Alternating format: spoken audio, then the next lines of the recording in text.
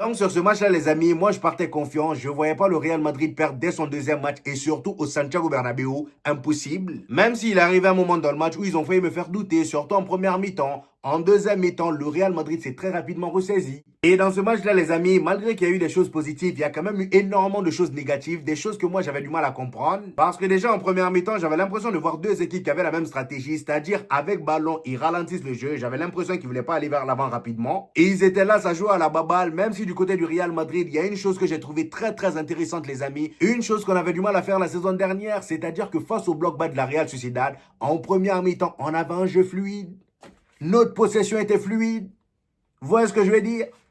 Il y a eu des phases où le Real Madrid, vraiment en termes de combinaison, en termes de mouvement, ça y allait. Jude Bellingham, Arda Güler, ça se déplaçait, mais de manière trop fluide. Avec un Kylian Mbappé et Vinicius qui bougeaient énormément aussi, ça permettait de temps en temps. Franchement, sur ce point-là, il y a eu une nette amélioration et je donne un point à José Mourinho. Parce qu'entre vous et moi, on sait très bien à quel point le Real Madrid galérait la saison dernière face au bloc bas.